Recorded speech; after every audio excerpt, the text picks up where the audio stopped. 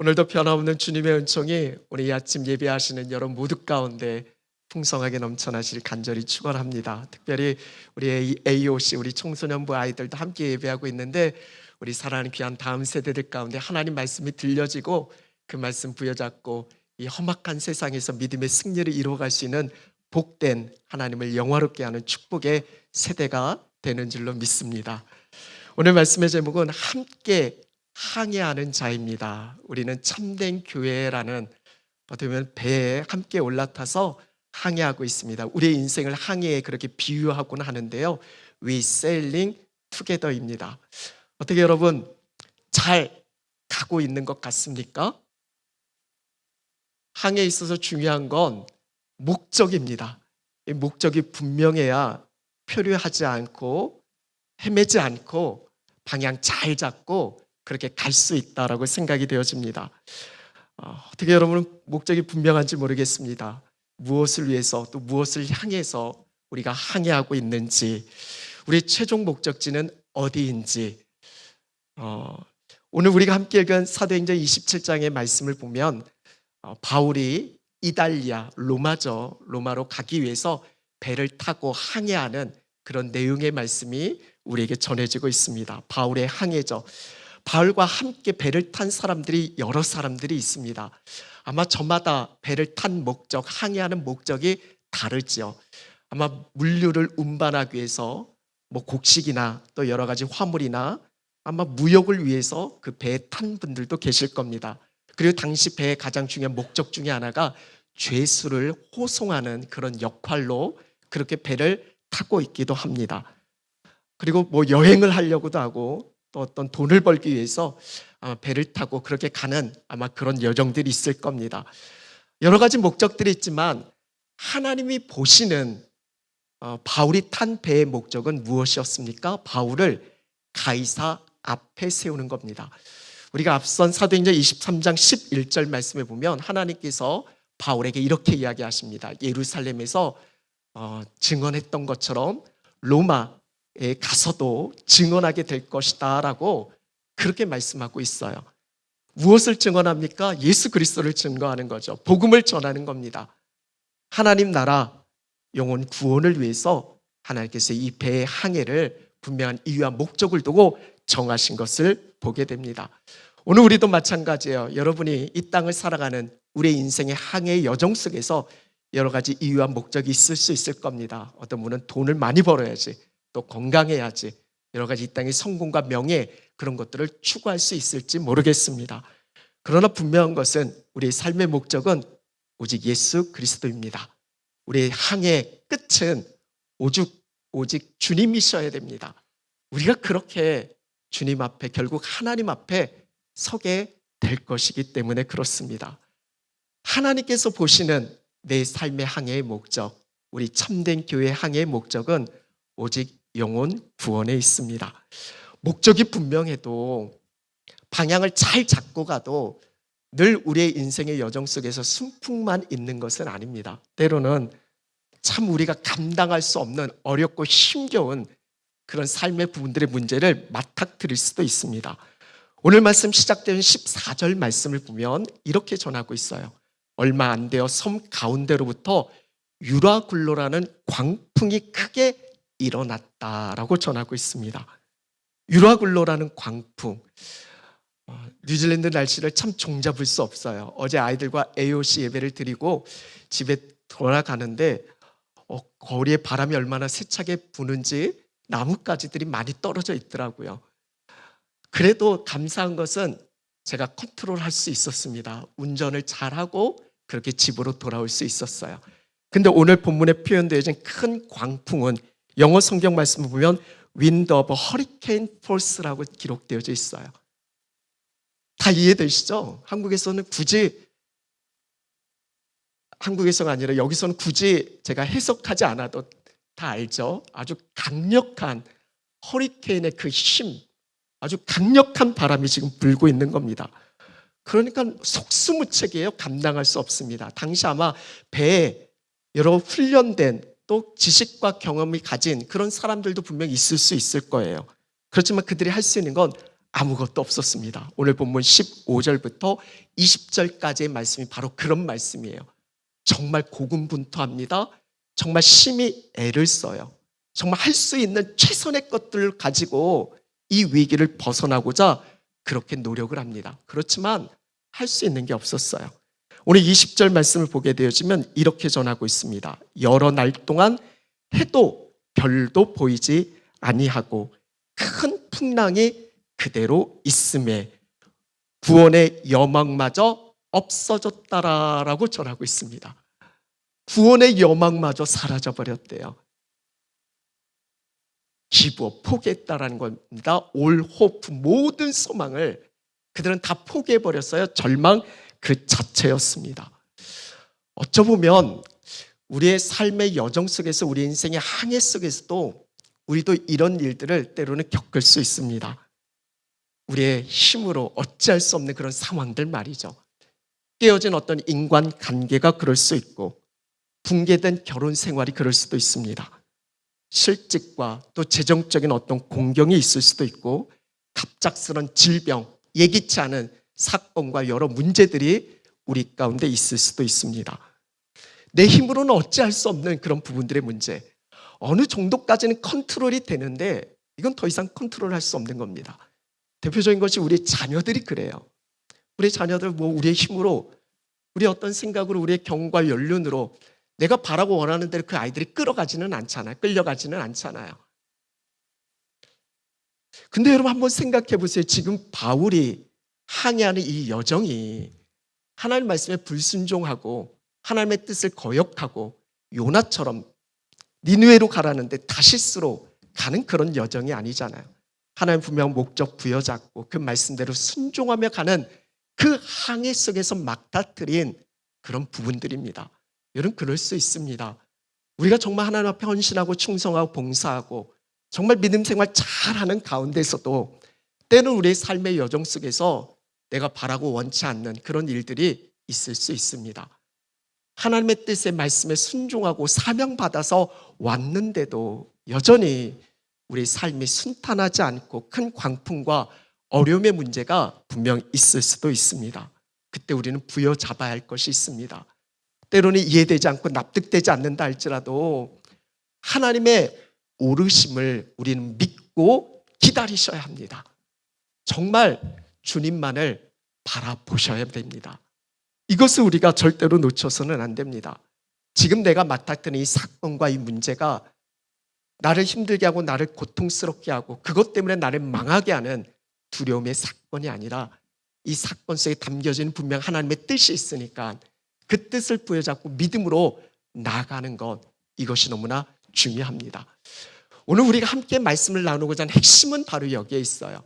바울이 이 험난한 항해 속에서 결국에는 아주 멋지게 그 항해를 완성합니다. 어떻게 그 항해를 이뤄갈 수 있었을까?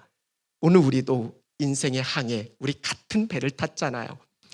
우리 참된 교회라는 참된 공동체라는 한 배를 타고 지금 우리도 항해하고 있는데 이 항해 속에서 우리가 해야 할 일, 우리가 붙들어야 될 것이 무엇인가? 오늘 말씀 핵심은 바로 이겁니다. 우리 한번 같이 고백했으면 좋겠습니다. 하나님 말씀을 들어야 합니다. 하나님의 말씀을 믿어야 합니다. 예도야, 하나님의 말씀을 전해야 합니다. 네, 아멘. 하나님 말씀을 듣고 믿고 전해야 합니다. 오늘 본문 24절 우리 한번 같이 읽어보겠습니다. 바울아 두려워하지 말라. 내가 가이사 앞에 서야 하겠고 또 하나님께서 너와 함께 항해하는 자를 다 내게 주셨다 하였으니. 중요한 건 바울이 이 절망적인 상황 속에서 곁에 계신 주님의 말씀, 하나님의 말씀을 그가 듣고 있었다라는 거죠. 두려워하지 말라. 왜냐하면 하나님이 함께하고 계시니까. 그리고 하나님께서 말씀하십니다. 네가 가이사 앞에 서게 될 것이다라고. 이게 목적입니다. 가이사 앞에서 복음을, 예수 그리스도를, 하나님 나라를 전하게 될 것이다라는 거예요. 죽지 않는다라는 겁니다. 여기서 무너지지 않는다라는 거죠. 이게 끝이 아니라는 겁니다. 그리고 너와 함께 항해하는 자를 내게 주셨다라고 하나님께서 구원과 생명의 약속의 말씀을 지금 바울에게 전해주고 있습니다. 바울이 이 말씀에 힘을 얻습니다. 그리고 이 말씀에 힘을 얻어서 담대하게 항해를 계속해서 이어갑니다. 여러분, 우리에게 중요한 건 뭐냐면 우리가 어떤 사건과 문제 속에서 지금 내가 무엇을 듣고 있느냐는 겁니다. 이런 말씀을 듣고 계십니까? 여러분, 뉴질랜드에 살아가는 가장 중요한 이유 중에 하나가 정말 편안하고 안전하고 정말 행복한 삶을 우리가 살기 위해서 이 땅을 지금 살아가고 있는 것 아니겠습니까? 근데 여러분 어떤가요? 정말 행복하신가요? 여러분의 삶이 정말 평안합니까? 때로는 정말 원치 않는 어떤 사건과 문제에 휘말릴 수도 있습니다. 오늘 본문의 표현처럼 어떤 광풍을 만날 수도 있어요. 그래서 방향을 잃고 표류할 수도 있습니다. 광풍과도 같은 그 사건 속에서 지금 나는 무엇을 붙잡고 있는가? 정말 우리가 먼저 해야 할 일은 다시 말씀의 자리로 돌아가야 합니다. 말씀을 들으셔야 돼요. 주의 말씀이 나를 살립니다라는 시편 기자의 고백처럼 우리도 필사적으로 말씀을 들어야 합니다. 헛된 집착 내려놓고 오직 주의 말씀을 붙들고 사는 것이 내가 사는 길이고 우리의 가정이 사는 길이고 우리의 자녀들이 사는 길인 줄로 믿습니다. 두 번째는 말씀을 믿어야 합니다. 25절 말씀이에요. 같이 읽겠습니다. 그러므로 여러분이 안심하라. 나는 내게 말씀하신 그대로 되리라고 하나님을 믿노라. 바울이 최악의 순간에서도 절망하지 않고 그가 담대하게 날 수 있었던 분명한 이유는 하나님을 믿었기 때문에 그렇습니다. 말씀하신 그대로 하나님께서 이루실 것이다 라는 것을 바울은 믿었습니다. 이것이 그에게 확신으로 담대함으로 이어질 수 있었습니다. 사실 우리가 실패하고 주저하는 가장 큰 이유 중에 하나가 무엇이냐면 하나님의 뜻을 몰라서가 아닙니다. 하나님의 뜻은 얼마든지 우리가 말씀을 펴면 알 수 있어요. 그런데 그것을 믿지 못하기 때문에 그렇습니다. 주의 뜻이 무엇인지 대부분 알고 있어요. 원수를 어떻게 해야 합니까? 갚아야 합니까? 하나님의 뜻은 원수를 사랑해야죠. 여러분들을 힘들게 하고 고통스럽게 하고 여러분을 핍박하게 하는 그 사람을 위해서 우리는 어떻게 합니까? 나도 똑같이 해야죠. 성경이 뭐라고 하죠? 너를 핍박하는 자를 위해서 기도하라 말씀하십니다. 용서하라고, 희생하라고, 섬기라고, 정직하라고, 진실하라고. 하나님의 뜻을 정말 우리가 모르나요? 다 알잖아요. 근데 문제는 그것을 믿고 내가 정말 순종하는가, 이것이 중요합니다. 늘 우리의 문제는 상황의 문제, 환경의 문제, 보이는 것이 문제라고 생각되는데 실제는 그렇지 않습니다. 정말 중요한 건 그 상황 속에 함께하고 계시는 주님을 내가 믿고 그분의 말씀을 듣고 그분의 말씀대로 내가 순종하는가, 이게 정말 중요한 겁니다. 그래서 정말 우리가 기도할 때마다 필요한 부분이 뭐냐면 하나님의 뜻을 물론 우리가 알아야 되지만 중요한 건 그 뜻에 내가 순종할 수 있게 해달라고. 내가 바라고 원하는 것이 이것이지만 하나님의 뜻에 내가 순종할 수 있게 해달라고. 이게 예수님의 겟세마네 기도입니다. 그 십자의 고난과 죽음을 앞에 두고 얼마나 주님이 괴로우셨어요. 고통스러우셨습니까? 그러나 내 원이 아니라 아버지의 원, 하나님의 뜻대로 되기를 구한다라고. 순종할 수 있는 힘, 오늘 저와 여러분의 기도가 그랬으면 좋겠습니다. 내게 들려지는 말씀, 그 말씀을 내가 믿고 순종할 수 있게 해달라고. 셀 모임 때 여러분 한번 나눠보셨으면 좋겠어요. 여러분에게 주신 말씀이 어떤 말씀인가? 그 말씀대로 이루신 하나님을 지금 우리가 믿고 있는가? 하나님 말씀하신 하나님이고 그 말씀대로 그대로 이루시는 하나님이신 줄로 믿습니다. 신실하신 하나님이세요. 우리 참된 교회의 미래는 지금 우리가 누구의 말을 듣고 있는가, 여기에 달려 있습니다. 어떤 상황 속에서도 말씀하신 하나님을 믿고 그렇게 우리가 순종하고 있는가. 아무리 우리의 인생의 바다에 큰 광풍이 몰려와도 하나님이 내게 약속하신 그 말씀 부여잡고 그 말씀을 붙들고 나가면 절대 그 광풍은 우리를 침몰시키지 않을 겁니다. 침몰시키지 못할 것입니다.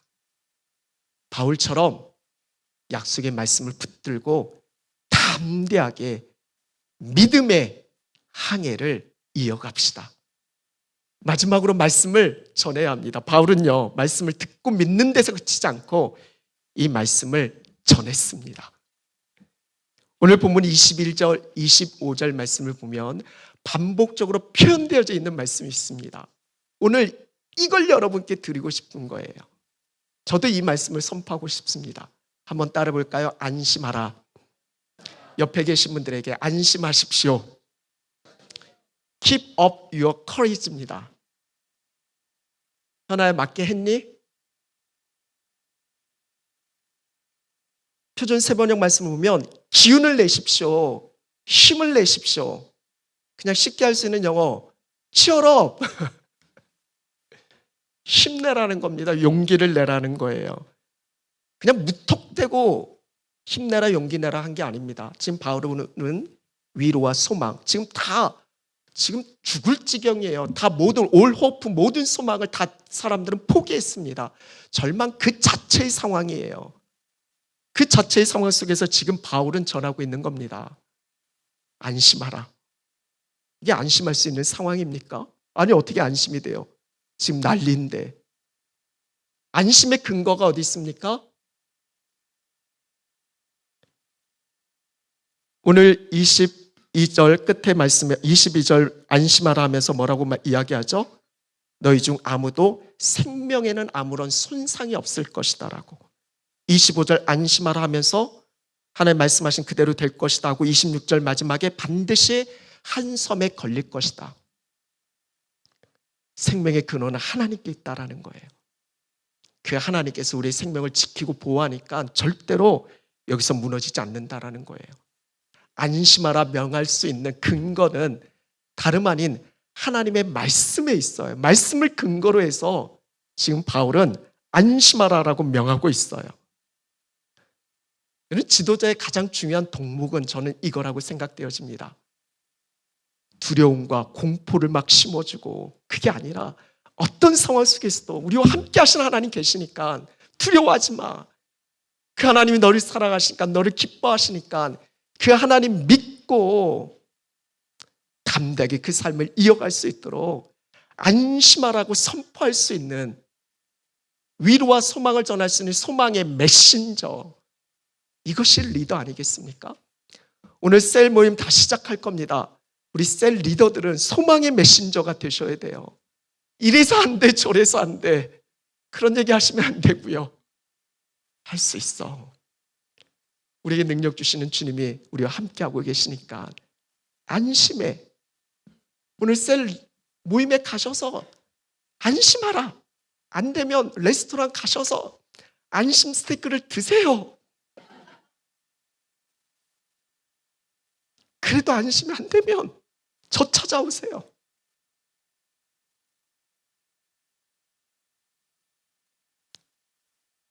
안심하라.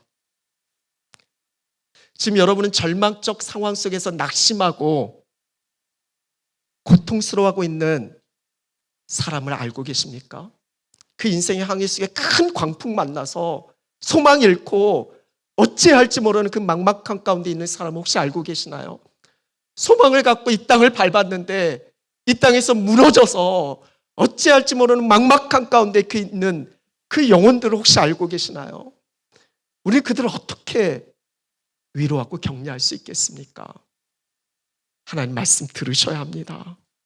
내 말이 아니라 하나님 말씀의 소망이 있으니까 그 말씀으로 그들 가운데 소망을 전해 주셔야 합니다.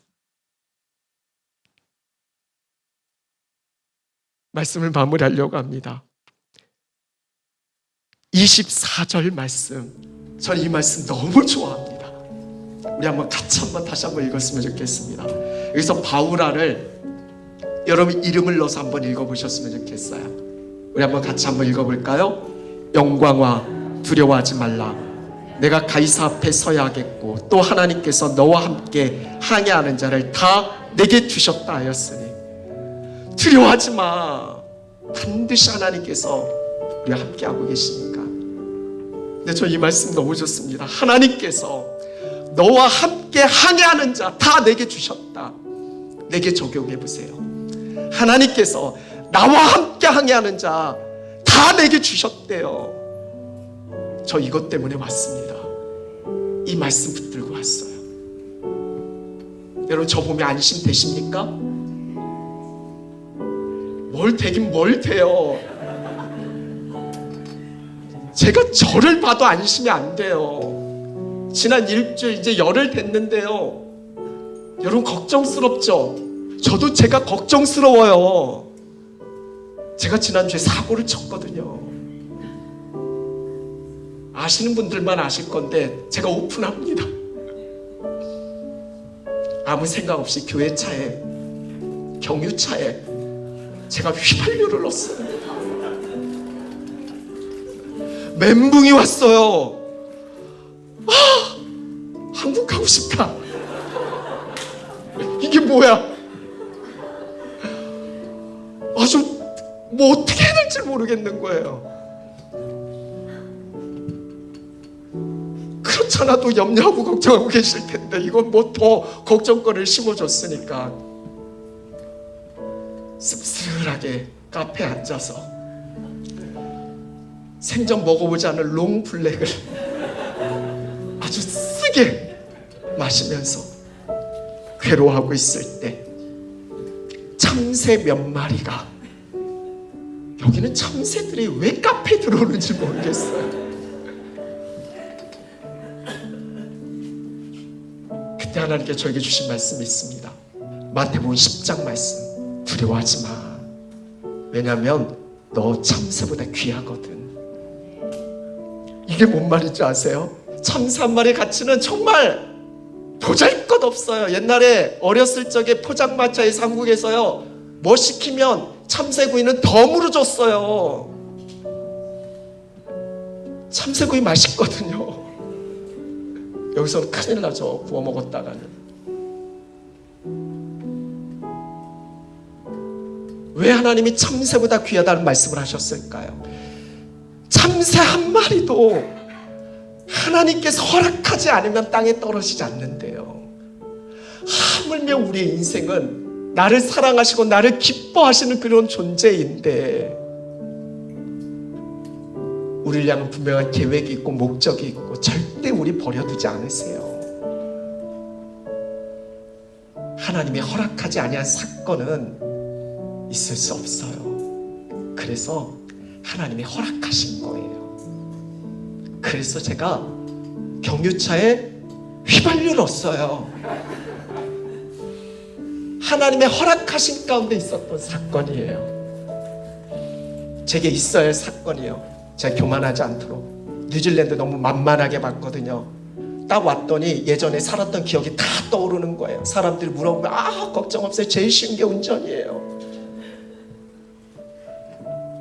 말이야, 뭐 번역기 있고 다 돌리면 되고 얼마든지 할 수 있겠더라고요. 거기서 제가 무너졌죠. 내가 할 수 있는 게 없구나. 그런데 여러분께 자신 있게 드리고 싶은 말씀은, 그래서 안심하세요. 저 보면 안심이 안 되는데 저와 함께하고 계시는 제 안에 계신 예수 그리스도를 바라보세요. 그거 붙들고 왔어요. 제가 다시 뉴질랜드 땅을 밟을 때는 쉽지는 않았어요. 쉬운 선택이 아니었습니다. 이 나이에, 장로님 죄송해요, 이 나이에 50 다 돼서 다시 뉴질랜드 땅을 밟는다는 건 제 친구 목사들도 다 미쳤다고 그래요. 이쯤 되면 한국에 돌아가야지 왜 그 땅에 다시 나가냐고. 딱 한 가지 봤어요. 오직 예수님 봤어요. 주의 말씀 붙들었어요. 살려야 할 한 영혼이 있으니까 나와 함께 항해하는 자 다 내게 주셨다 말씀하니까 그 말씀 붙들고 온 거예요.